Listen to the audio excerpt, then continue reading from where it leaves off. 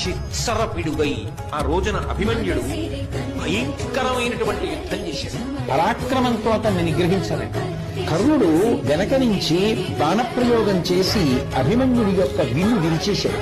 శల్యుడు, బాహ్లికుడు, అశ్వత్థామ మొదలైనటువంటి వాళ్ళందరూ కూడా అస్త్రశస్త్రాలను ఒక్కసారి ప్రయోగించడం మొదలుపెట్టారో రథం కూడా విరిగి కింద పడిపోయిందో.